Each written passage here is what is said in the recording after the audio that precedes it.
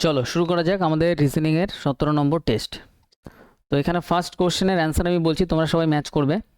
First কোশ্চেনের answer হবে option 2। একদম ইজি কোশ্চেন। আমাদের জাস্ট দেখতে হবে যে এটার সাথে এটা, এটার সাথে এটা, এটার সাথে এটা কি রিলেশনে আছে, সেম ভাবে এটা আমাদের অ্যান্সার হয়ে যাবে। ঠিক বললাম? হ্যাঁ কি না বলো? ঠিক আছে এটা? নেক্সট আসো 2 নম্বরের কোশ্চেন। 2 নম্বর কোশ্চেনের সঠিক অ্যান্সার কি হবে? এখানে অমিলটা খুঁজতে হয়, তাহলে অপশান 2 এটার কারেক্ট অ্যান্সার হবে। ইজি কোশ্চেন, একদম ইজি কোশ্চেন। জাস্ট তুমি এই দুটোর মধ্যে দেখার চেষ্টা করো, ম্যাক্সিমাম ক্ষেত্রে এই দুটো দেখলে অ্যান্সার হয়ে যায়, এর আগে আমরা করেছি জানি। 3 নম্বর কোশ্চেন, 3-এর সঠিক অ্যান্সার আমাদের হবে অপশান 3। সবাই দেখবে কার কতগুলো কারেক্ট হচ্ছে। উপর থেকে 34, নিচ থেকে 44 অধিকার করেছে, টোটাল কতজন আছে? একদম ইজি কোশ্চেন, আগের ক্লাসেও বললাম, বলার দরকার নেই, পরেরটাই আসো। 4 নম্বর কোশ্চেন, 4 নম্বর কোশ্চেনের সঠিক অ্যান্সার হবে অপশান 1। কোশ্চেনে জাস্ট কি দেখতে হয়? গ্যাপ দেখতে হয়। 99% ক্ষেত্রে গ্যাপ দেখলে তুমি অ্যান্সার পেয়ে যাবে। যদি আমরা গ্যাপ দেখি তাহলে এখানে 1-এর গ্যাপ তুমি পাবে, এখানে 8-এর গ্যাপ পাবে, এখানে 27 পাবে, এখানে তুমি 64 পাবে। এখানে একটা লজিক দেখতে পাচ্ছ, 1-এর কিউব, 2-এর কিউব, 3-এর কিউব, 4-এর কিউব, তাহলে এটা হয়ে যাবে 5-এর কিউব মানে 125। 125 কমিয়ে দাও, তোমার অ্যান্সার কত চলে আসবে এটা। নেক্সট আমরা পরের কোশ্চেনে আসবো। নেক্সট আমাদের 5 নম্বর। 5 নম্বরের সঠিক অ্যান্সার হবে, 5-এর সঠিক অ্যান্সার হবে অপশান 4। 5-এর সঠিক অ্যান্সার হবে অপশান 4। নিচ থেকে 14, উপর থেকে 27, একদম ইজি কোশ্চেন। নেক্সট পরের কোশ্চেন 6 নম্বর কোশ্চেন। 6-এর সঠিক অ্যান্সার হবে, অমিল খুঁজতে হবে, এটা তো অপশান 3 আমাদের সঠিক হবে। 6-এর অপশান 3। 7-এর যদি আমরা আসি, 7-এর সঠিক অ্যান্সার এখানে পরেরটা আমাদের খুঁজতে হবে, এটা আমাদের সঠিক অ্যান্সার হয়ে যাবে 7-এর 3। 7-এর 3 আমাদের সঠিক হয়ে যাবে। ক্লিয়ার? একদম ইজি, যে কোনো একটা তুমি এখানে দেখতে পারো। যেমন এখানে যদি আমি মিডিলেরটা দেখি, ম্যাক্সিমাম ক্ষেত্রে মিডিলটা দিয়ে স্টার্ট করবে 3, 15, 1, তারপর এটা কত হচ্ছে 13, তার মানে এটা আমাদের 12-র গ্যাপ, 12 বাড়ছে, তাহলে এটা যদি আমরা 12 অ্যাড করে দিই তাহলে আমাদের কত হবে 25। 25 মানে মিডিলে আমাদের ওয়াই আসবে। ওয়াই মিডিলে নেই, হবে না। ওয়াই মিডিলে নেই, হবে না। ওয়াই মিডিলে আছে, হবে। ওয়াই মিডিলে নেই, হবে না। তাহলে এই কোশ্চেনটা এইভাবে করলে অনেক ফাস্ট হবে। এবার যদি অন্য কিছু আমি সব মিলাতে থাকি তাহলে পরীক্ষায় আমার আবার এক্সট্রা 3 গুণ টাইম লাগবে। বোঝা গেল? ম্যাক্সিমাম ক্ষেত্রে মিডিল দেখবে হয়ে যাবে। নেক্সট আসো। এরপরে যখন করবে এভাবে করবে। 8 নম্বর কোশ্চেনে 8-এর সঠিক অ্যান্সার হবে অপশান 1। কি আছে দেখি? কিছু গাছ হলো ছেনি, কিছু গাছ হলো ছেনি, তাহলে কিছু মানে হালকা টাচ থাকবে, গাছের সাথে ছেনির টাচ থাকবে। কিছু ছেনি হলো গ্রাফ, কিছু ছেনি হলো আবার গ্রাফ। এবার বলছে কিছু গাছ হলো গ্রাফ। আচ্ছা, গাছ এখানে, গ্রাফ এখানে, কোনো টাচ নেই, তাহলে এটা ভুল। সমস্ত, সমস্ত মানে একটার মধ্যে একটা ঢুকে থাকলে এরকম ফিগার হবে, সমস্ত তো এখানে কোথাও বলেই নি, তাহলে এটাও ভুল। বোথ আর রং, ব্যাস খতম। নেক্সট আসো। এই কোশ্চেন সব দিয়ে সহজ কোশ্চেন। 9-এর সঠিক অ্যান্সার হবে অপশান 1। তারপরে 10 মডারেট কোশ্চেন, অপশান হবে অ্যান্সার 1। কি আছে দেখি? 6 জন যাত্রী সরলরেখায় একটি বেঞ্চের ওপর বসে আছে, উত্তর দিকে মুখ করে বসে আছে। কোন দিকে? উত্তর না দক্ষিণ? খুব ইম্পর্টেন্ট। এবার বলছে এল এবং আর, এল এবং আর এর ঠিক মাঝখানে এম বসে আছে, তাহলে এল আর আর এর মাঝখানে এম বসে থাকবে। কিউ লাইনের একবারে ডান প্রান্তে আছে, তাহলে কিউ এখানে বসে রইল। এম কিউ এর বাম দিক থেকে দ্বিতীয় স্থানে বসে আছে, কিউ এর বাম দিক থেকে দ্বিতীয় স্থানে এম। এবার এম যদি এখানে হয় তাহলে এক জায়গায় এল, এক জায়গায় আর হবে। এল আর এমনও হতে পারে বা আর এল এমনও হতে পারে, ঠিক আছে? তাই এল আর আমি এমন নিয়ে চলছি। আর কিউ এর বাম দিক থেকে বাম দিকে বসে আছে, আর কিউ এর বাম দিকে, তাই তো? আর কিউ এর ঠিক বাম দিকে, মানে এটাই আমাদের সঠিক আছে। পি এল এর নিকটবর্তী প্রতিবেশী নয়, তাহলে পি এখানে বসবে। এল এর ঠিক বাম দিকে কে বসে আছে? এখানে কে বসে আছে? যে বসেনি সেই বসে আছে। কে বসেনি এখানে এখনো? এন নাকি? এন, তাহলে এন আমাদের সঠিক অ্যান্সার হয়ে যাবে। নেক্সট আসো পরের কোশ্চেনে। 9টা কত অ্যান্সার আছে? 9-এর সঠিক অ্যান্সার হবে অপশান 1। তারপরেরটা আসো 11। 11 সঠিক অ্যান্সার হবে অপশান এ। 11 সঠিক অ্যান্সার হবে অপশান এ। একটি বৃত্তাকার টেবিলের চারপাশে কেন্দ্রের দিকে মুখ করে বসে আছে টোটাল কয়জন? 3, 3, 6 আর 7 জন। 1, 2, 3, 4, 5, 6, 7। ওকে। কে কে এর ডান দিক থেকে গণনা করলে কে এবং জে এর মধ্যে মাত্র 2 জন লোক বসে আছে। কে এর ডান দিক থেকে গণনা করলে কে আর জে এর মাঝখানে 2 জন বসে আছে। বি এর ডান দিক থেকে গণনা করলে বি এবং ডি এর মধ্যে কেবল 3 জন বসে আছে। বি আর ডি এর মধ্যে, আচ্ছা এটা দিয়ে, এই লাইনটা দিয়ে স্টার্ট করলে বেশি সুবিধা হবে প্রথম লাইনের থেকে, কারণ এখানে বি, এখানেও বি। এখানে বলছে বি এর ডান দিক থেকে গণনা করলে, বি বসাই, বি এর ডান দিক থেকে গণনা করলে বি আর ডি এর মধ্যে 3 জন, 1, 2, 3 জন ছেড়ে ডি এখানে বসবে। যে বি এর ঠিক ডান দিকে বসে আছে, যে বি এর ঠিক ডান দিকে বসে আছে। এবার এটা বসিয়ে দাও। এবার আমাদের বলছে কে এর ডান দিক থেকে গণনা করলে কে এবং জে এর মাঝখানে দুজন লোক বসে আছে। তাহলে কে এর ডান দিক থেকে কে এখানে বসালে কে এর ডান দিক থেকে গণনা করলে কে আর জে এর মাঝখানে দুজন আছে। এবার বলছে এ এল এর ঠিক ডান দিকে বসে আছে, এ এল এর ঠিক ডান দিকে, এল এর ঠিক ডান দিকে এ বসে আছে। সি সি এর ডান দিকে চতুর্থ স্থানে কে বসে আছে, সি এর ডান দিকে, সি এখানেই বসবে, সি এর ডান দিকে 1 2 3 4 এ বসে আছে। নেক্সট আসো 12 নম্বর কোশ্চেন। এই কোশ্চেন একবার দেখলে আর পরে কোনো দিন অসুবিধা হয় না, একদম ইজি কোশ্চেন, অপশন 2 আমাদের কারেক্ট অ্যান্সার। নেক্সট আসো 13 নম্বর কোশ্চেন। 13 নম্বর কোশ্চেন এটা আছে, ইজি কোশ্চেন এটাও। 13 সঠিক অ্যান্সার হবে অপশন 1। মাইক অফ অফ করবে কারণ মাইক অন আছে। তাহলে 13টাও যদি আমাদের ইজি কোশ্চেন হয়, তারপরে আমরা আসবো 14। 14 কি আছে? 14 7টি বক্স। ভালো কোশ্চেন, এটা একটু দেখি। ভালো না? 13টা একটু দেখিয়ে দিন। 13টা দেখিয়ে দেবো, চলো। 13টা আমাদের স্যার। এখানে এই কোশ্চেনটাই বলছে যদি সমস্ত সংখ্যাকে অধক্রমে সাজানো হয়। অধক্রম মানে কি? ছোট থেকে বড় না বড় থেকে ছোট? বড় থেকে ছোট না, বড় থেকে ছোট। অধক্রমে সাজানো হয়, তাহলে সাজানোর পরে বাম দিক থেকে চতুর্থ সংখ্যাটি দ্বিতীয় অঙ্কটি কি হবে? আচ্ছা, ছোট থেকে বড়, আগে বড় থেকে ছোট সাজাও। বড়তে কি আছে? সবার প্রথমে বড় আছে আমাদের এইটা 9। তারপরেরটা বড়টা কি আছে? 8। তারপরেরটা অ্যাকচুয়ালি পুরোটাই লিখি 953, না বুঝতে পারবে না। 879। তারপরে বড় কি আছে? তারপরে এটা 622। তারপরে বড় কো আছে 218। তারপরে বড় আছে 168। এবার বলছে যদি সাজানো হয়, তাহলে সাজানোর পর বাম দিক থেকে চতুর্থ, বাম দিক থেকে চতুর্থ এইটা, বাম দিক থেকে চতুর্থ সংখ্যাটির দ্বিতীয় অঙ্কটি কি হবে? তাহলে এটা প্রথম অঙ্ক, এটা দ্বিতীয় অঙ্ক। দ্বিতীয় অঙ্কটা 1 আছে, 1 আমাদের কারেক্ট অ্যান্সার। সব বাঁ দিক দিয়ে দেখবে, বাঁ দিক থেকে প্রথম অঙ্ক, দ্বিতীয় অঙ্ক, দ্বিতীয় অঙ্ক 1, তৃতীয় অঙ্ক যদি বলতো তাহলে 8 হতো। বোঝা গেল? হ্যাঁ কি না একটু কনফার্ম করো। হ্যাঁ স্যার। নেক্সট আমাদের 14 নম্বর কোশ্চেনের সঠিক অ্যান্সার হবে অপশান 2। কি আছে এখানে? 7টি বাক্সর কোশ্চেন আছে, ঠিক আছে। 7 6 5 4 3 2 1। Very good.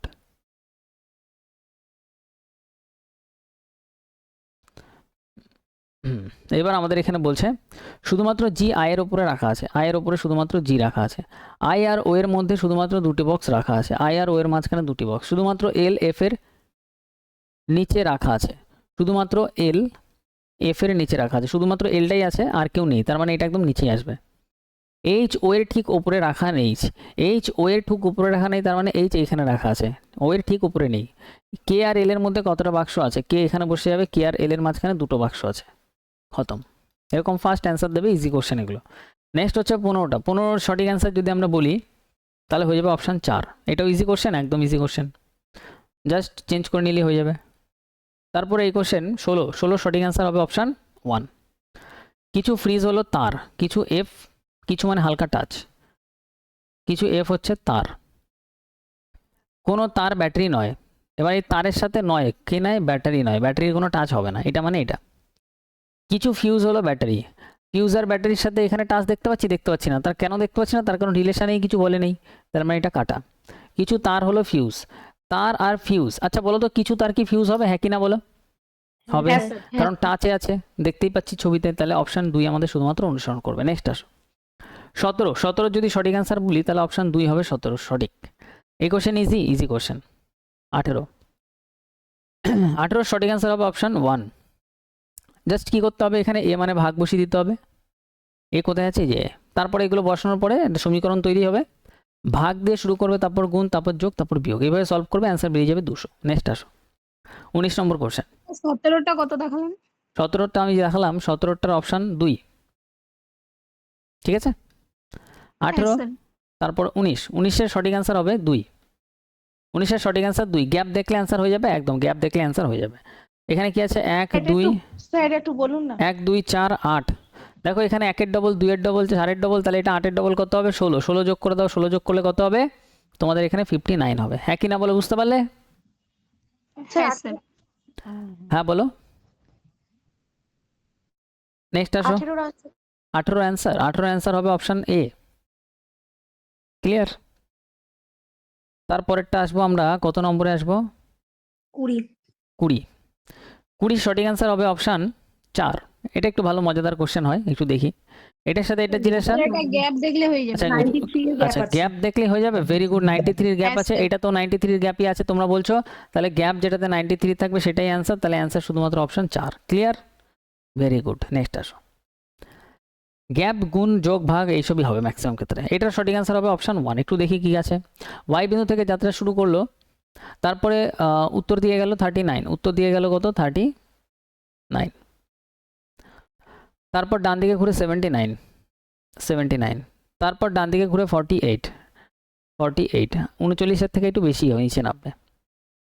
এরপর ডান দিকে ঘুরে 43, ডান দিকে ঘুরে 43, ডান দিকে ঘুরে 73, ডান দিকে ঘুরে 73, অনেকটা, ডান দিকে ঘুরে 73, তার মানে এটা পার করে চলে যাবে 73, 48 পার করে বাইরে বেরিয়ে যাবে।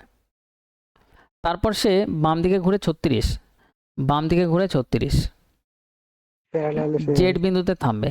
এবার দেখবে এইটা পুরো সমান হয়ে যাবে, ইকুয়াল হয়ে যাবে। এটা 36 আর দিকে 43 যোগ করলে আমাদের কতই 79 চলে আসবে, ঠিক আছে, 79 চলে আসবে। এবার এইখান থেকে এইটা যদি আমি আসতে হয়, এটাই বলবে কোশ্চেনে, এতগুলো কোশ্চেন সলভ করছি এখন, তাহলে কত দিকে যেতে হবে, নিচের দিকে যেতে হবে, মানে আমাদের দক্ষিণ দিকে যেতে হবে, দক্ষিণ, পশ্চিম, উত্তর, পূর্ব। জাস্ট এইটুকু দেখে অ্যান্সার বের করে দিলাম, দক্ষিণ। দক্ষিণ শুধুমাত্র একটাই অপশনে আছে, ঠিক আছে, বুঝতে পারলে সবাই, হ্যাঁ কিনা বলো। 64 কি করে হবে সেটা একটু বোঝাবেন প্লিজ। কোনটা কোনটা?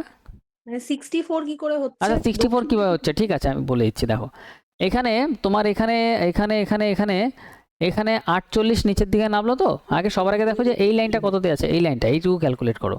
আচ্ছা এইখান থেকে যদি 39 নিচে নামতো, 39 যদি আমরা নিচে নামতাম, বা তুমি এইভাবে ক্যালকুলেট করো, এটা না দেখে এটা দেখলেও হবে। সেটা হচ্ছে যে এই যে এই লাইনটা দেখতে পাচ্ছ, এই লাইনটা হিসেবে ক্যালকুলেট করো।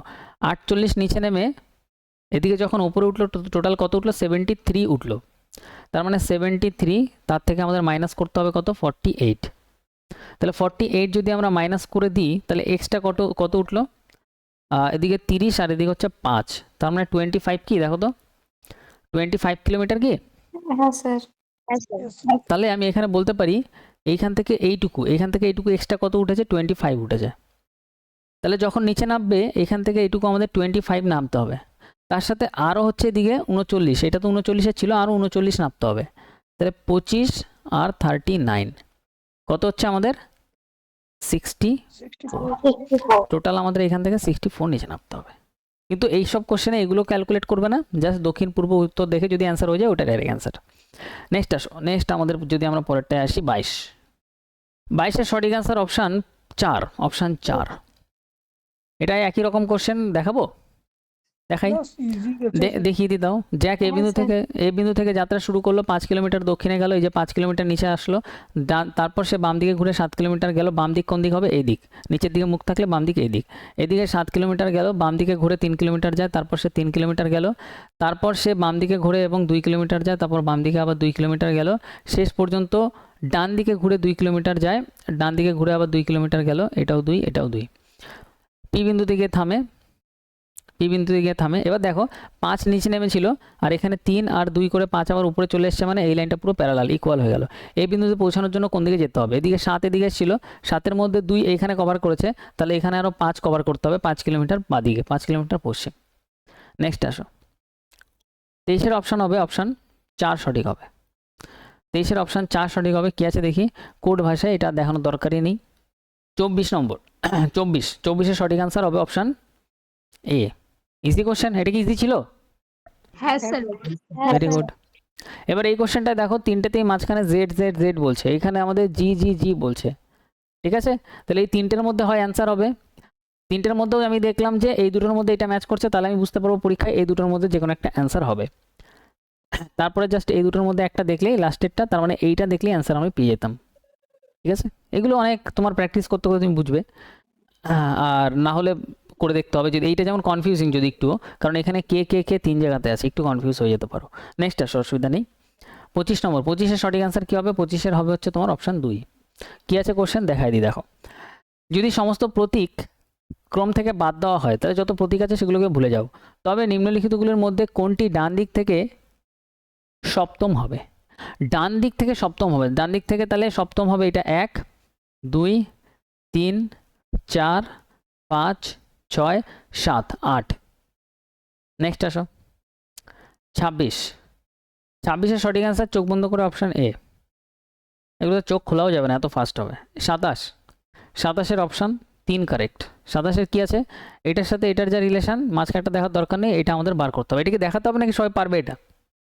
না স্যার ঠিক আছে। না স্যার ভেরি গুড। 28-এ আছো। 28-এ দেখো এখানে জাস্ট একটু দেখতে হবে কোনটা অড আছে। 28-এ যদি সঠিক অ্যান্সার বলি অপশন সি আমাদের কারেক্ট হবে।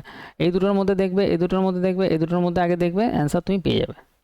নেক্সট আসো 29-এর সঠিক অ্যান্সার কি হবে? 29-এটা দেখিয়ে দিচ্ছি, অপশন 3 কি আছে? অপশন 3। এস হলো এম এর কন্যা, তাহলে এস হচ্ছে কন্যা, কার কন্যা? এম এর কন্যা। এম হলো এর স্ত্রী, এম স্ত্রী, কার স্ত্রী? এর স্ত্রী। এ হলো আর এর পিতা, এ পিতা, কার পিতা? আর এর পিতা। আর হলো টি এর ভাই, আর ভাই কার? টি এর ভাই। এস আর টি এর কি সম্পর্ক?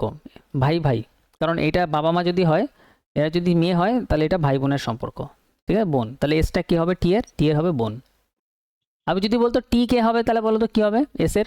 ভাই কিছু না, ভাই বা বোন দুটোই হবে। একদম, ভাই বা বোন দুটোই এখানে পসিবল আছে, অপশনে ভাই বা বোন দুটোই থাকতে হবে। তার কারণ এটাতে বৃত্ত হবে না, এখানে বক্স হবে, আমাদের অপশনে বলেই নেই। তাহলে এখানে ভাইও হতে পারে, বোনও হতে পারে। যেমন এটাকে আমরা বলতে পারি ভাই, এটাকে বলতে পারি আমরা বোন, কিন্তু এটাকে ভাই বোন কিছু বলতে পারি না, এটা দুটোই কারেক্ট হবে অপশন। নেক্সট আসো। Very good. নেক্সট আমাদের 30 সঠিক আনসার হবে অপশন 1। ইজি ইজি কোশ্চেন আছে এটা। এটা 2 এর গ্যাপ, হ্যাঁ, স্যার। তারপরে 4 এর গ্যাপ, তারপরে 14 এর গ্যাপ, তারপরে 16 এর গ্যাপ, তাই তো? স্যার ওটা 26 হবে স্যার। আচ্ছা, কিভাবে করলে এটা? স্যার মাঝখানে দেখুন স্যার 2 তারপরে 2 4 14 আর 16 10 এর করে আছে দেখুন। আচ্ছা আচ্ছা, এখানে 2 এর গ্যাপ, স্যার +2 +10 10 +2 +10, ভালো ধরেছো বিষয়টা, ভেরি গুড ভেরি গুড। তাহলে এটা কত হবে? 26। 26 অ্যাড হবে মানে আমাদের অ্যান্সার হবে 65। ঠিক আছে, চলো তাহলে আজকের এখানে প্রত্যেকটা কোশ্চেন আমরা সলভ করলাম। এবার একটুখানি নাম্বারটা বলো, কার কত নম্বর এসছে?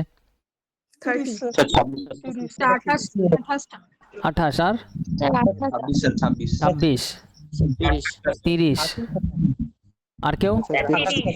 30 এসছে। আচ্ছা আচ্ছা, ইমপ্রুভমেন্ট কি হয়েছে? আগের থেকে একটু ইজি লাগছে, তাড়াতাড়ি করতে পারছো, কিরকম হচ্ছে কি? হ্যাঁ স্যার ইমপ্রুভমেন্টটা স্যার। ইম্পর্টেন্ট, যে আগের থেকে আমি একটু তাড়াতাড়ি করতে পারছি বা কিছু কোশ্চেন পড়ে আমি বুঝতে পারছি যে এটা সলিউশন এরকম হবে। আমাদের এখন কি করতে হবে, যাদের 30-এ 30 আসে তারা একটুখানি টাইমে করার চেষ্টা করবে। আস্তে আস্তে টাইমটা দেখবে যে প্রথম দিন কত টাইম লাগলো, টাইম সেট করবে না। ধরো তোমার টাইম লাগলো স্যার আমার 35, 20-22 মিনিটের মধ্যে হয়ে যায় স্যার। 20-22 তো তার মানে একদম এক্সামের জন্য পারফেক্ট অবস্থা। ঠিক আমার আছে, আধা ঘন্টা মতো লাগছে 30 লাগলেও 30 লাগলেও কোনো অসুবিধা নেই, 30 লাগলেও আরামসে তুমি করতে পারবে। দেখো তোমার এক্সামে টোটাল কটা কোশ্চেন দেবে? আমারও 30 মিনিট লাগছে। এনটিপিসিতে কোনো সমস্যা হবে না, তার কারণ সায়েন্স নেই। কেন সমস্যা হবে না? দেখো তোমার থাকবে 30টা রিজনিং, 30টা ম্যাথ, 40টা জিকে। 30টা রিজনিং করতে 30 মিনিট লাগলো, 40টা জিকে করতে ম্যাক্সিমাম তোমার 15 মিনিট লাগবে, কারণ পড়ে অ্যান্সার দেওয়া অবধি তোমার টাইম লাগবে। এরকম না যে তোমার কিছু ক্যালকুলেশন করে খাতা পেন নিয়ে কিছু ক্যালকুলেশন করতে হবে 10 সেকেন্ড ধরে। তুমি পড়বে পুরো কোশ্চেন, অ্যান্সার জানলে হলো, নালে হলো না, এরকম একটা ব্যাপার। তাহলে 30 আর 15 টোটাল কত মিনিট হলো তোমার এক্সাম? তোমার হলো হচ্ছে 45। তোমার টোটাল এক্সাম কত? 90 মিনিটের। তাহলে ম্যাথ করার জন্য তোমার হাতে কত থাকবে? 45 মিনিট থাকবে। 45 মিনিটে ম্যাথ করতে পারবে, আরামসে চোখ বন্ধ করে করতে পারবে। ঠিক আছে, সবার প্রথমে কি করবে? সবার প্রথমে তুমি রিজনিং করবে, তারপরে জিকে কমপ্লিট করবে, তারপরে তুমি চলে যাবে ম্যাথে। ঠিক আছে, একদম ধীরে সুস্থে ঠান্ডা মাথায় তুমি ম্যাথ করবে। তারপরেও যদি কিছু কোশ্চেন পরীক্ষায় দেখো যে তোমার একটু টাইম নিতে পারে, এরকম কিছু কোশ্চেন দিয়ে দিতে পারে যেগুলো তোমার টাইম টেকেন মনে হচ্ছে, তখনই ওটাকে রিজনিংয়ের ওই কোশ্চেনটা তখনের জন্য ছাড়ো। পরে ম্যাথ ট্যাথ সব কমপ্লিট করার পরে হাতে 10-15 মিনিট সময় থাকবে, তখন ধীরে ধীরে ওই সব কোশ্চেন দেখবে। ঠিক আছে, একদম বেস্ট অ্যাপ্রোচ, টাইম একদম হামেশাই হবে। এরপরে তোমাদের এখন কি করতে হবে? টাইম কমাতে হবে। ম্যাথ তোমার কমপ্লিট করতে হবে মিনিমাম 25 মিনিটে ম্যাথ কমপ্লিট করে দিতে হবে। ঠিক আছে, 25 তো 20 করেও করা যাবে, অসুবিধা নেই, হয়ে যাবে। প্র্যাকটিস তোমার ঠিক থাকলে হয়ে যাবে। কোশ্চেন পড়েই যদি তুমি বুঝে যাও যে কোশ্চেনের সলিউশন কী হবে, তাহলে তো ম্যাথ করতে কোনো টাইম লাগবে না। এবার যদি কোশ্চেন পড়ে তোমার ভাবতে হয় পরীক্ষার হলে যে এটার সলিউশন কোন পদ্ধতিতে হবে, তার মানে ম্যাথ অনেক দুর্বল, মানে প্র্যাকটিসের অভাব। কোশ্চেন পড়েই চট করে বুঝতে হবে যে এটার অ্যান্সার কী চাইতে পারে। ওই লেভেলে যাবে তখনই যখন তুমি প্র্যাকটিস করবে মাল্টিপল টাইম, একই কোশ্চেন বারবার করো। ঠিক আছে, তাহলে একটা ওয়ার্ড সবসময় মাথায় রাখবে যে 1000 রকম জিনিস না করে একটা জিনিসই 100 বার করো। 1000 বারও দরকার নেই, 100 বার করবো। মানে ব্যাপারটা হচ্ছে যে বারবার একই জিনিস প্র্যাকটিস করো, করতে করতে ওইটুকু জিনিস যেন তোমার নখদর্পণে থাকে। যে যত বেশি মেটেরিয়াল ফলো করবে তার সিলেকশন হওয়ার সম্ভাবনা তত কমবে। যদি তোমার হিস্ট্রির জন্য 3টে বই থাকে, ইতিহাসের ভূগোলের জন্য 2টা বই থাকে, ম্যাথের জন্য 4টে বই থাকে, তাহলে হবে সিলেকশন 5 বছর আরও পেছাবে। যদি ম্যাথের জন্য একটাই পিডিএফ থাকে, একটাই পিডিএফ 10 বার সলভ করো, তাহলে হবে সিলেকশন অনেক তাড়াতাড়ি হবে। তো সূত্র একটাই, অল্প কন্টেন্ট পড়ো কিন্তু বেশিবার পড়ো। মুখস্থ করে ফেলো। ইতিহাসের যে পিডিএফ দিচ্ছি পড়ে পড়ে পুরো আমার থেকে ভালো তোমরা একদম ছবির মতন গড় করে মুখস্থ করে ফেলো। যে যেখান থেকে যা কোশ্চেন আসবে তুমি চোখ বন্ধ করে বলে দেবে এটার সাথে এটা রিলেশন, তারপরে এই ছিল ওই ছিল, পুরো পুরো পড়ো। হ্যাঁ বলো। স্যার বলছি আগের বছর থেকে আমি আপনার ক্লাসে আছি হ্যাঁ। স্যার। আমার অঙ্কটা প্র্যাকটিস করছি, যা যা আগে পিডিএফ গুলো আছে। হুম হুম। রিজনিংটা তো পুরো ইজি হয়ে গেছে ওকে। স্যার। ইতিহাসটা আমি স্কুল লাইফ থেকেই কাছে, আমার খুব প্রবলেম ডেইলি পড়ো, ডেইলি রিডিং দাও। খবরের পেপার যেরকম পড়ে মুখস্থ করার দরকার নেই, ডেইলি একটুখানি সেন্সিটিভ রিডিং দেবে। দেখো রিডিং দুই রকমের হয়, এক হচ্ছে তুমি পড়ে গেলে কিন্তু কি পড়ছো তোমার মাথার উপর দিয়ে যাচ্ছে, এইটা একটা রিডিং হয়। আরেকটা রিডিং হয়, ধরো আমি বললাম যে MBT মোহাম্মদ বিন তুগলক, তখন তোমার মাথায় ইমাজিন করবে যে মোহাম্মদ বিন তুগলক সম্পর্কে আমি পড়ছি, অ্যাক্টিভ থাকবে। এবার MBT সম্পর্কে 4টে 5টা 6টা পয়েন্ট যা পড়লে রিলেট করবে যে MBTর সময় আচ্ছা এরম হয়েছিল, এইভাবে ভাববে ইতিহাসটাকে, যে হয়েছিল তখনকার দিনে চলে যাবে, যে তখনকার দিনে কি হচ্ছে একটু দেখি। তো এরকমভাবে যখন পড়বে তখন জিনিসটা আস্তে আস্তে আস্তে আস্তে মাথায় থাকবে। ঠিক আছে? ঘটনাগুলো তো মনে থাকবে, একদম। মনে থাকে। এবার কি হবে, যখন ঘটনাগুলো তোমার সিকোয়েন্স বাই মনে থাকবে, তারপরে তোমার একটু রিলেট করতে হবে টাইম লাইনটা। ধরো আমি পড়ছি, ধরো 1498 ঘটনা পড়ছি, ঠিক আছে? কালিকট বন্দরে একজন ব্যক্তি এসেছিল যার নাম ভাস্কো ডা গামা, ঠিক আছে? একটু আগের দিনের ক্লাসে আমরা দেখছিলাম। তাহলে এই যে 1498 সালটা, এটা তোমার হয়তো এখন মনে থাকবে না, কিন্তু কোশ্চেনে যখন তুমি পাবে যে কত সালে ভাস্কো ডা গামা ভারতে এসেছিল, তখন তোমার মাথায় আসবে রিকল করার জন্য, তখন ব্রেন সিগন্যাল দেবে আচ্ছা এই সালটা তার মানে ইম্পর্টেন্ট। তাহলে এরপরে সালটা তোমার মাথায় থাকবে 1498 সাল। কোন বন্দরে এসেছিল? কালিকট বন্দরে এসেছিল, ঠিক আছে? তাহলে এগুলো কিভাবে হবে, আগে তোমার থিওরি জানতে হবে, তারপর যখন প্রিভিয়াস ইয়ারে কোশ্চেন প্র্যাকটিস করবো তখন তুমি বুঝে যাবে যে কোনটা বেশি ইম্পর্টেন্ট, তোমার ব্রেন অটোমেটিক্যালি ওটা মাথায় রাখা স্টার্ট করে দেবে। বোঝা গেল বিষয়টা? হ্যাঁ কিনা বলো? ক্লিয়ার? হ্যাঁ, ভেরি গুড। তাহলে দেখা হচ্ছে আমাদের কালকের ক্লাসে রিজনিং এর সাথে ইতিহাস। ওকে স্যার আজকের ক্লাসটা কি আজকে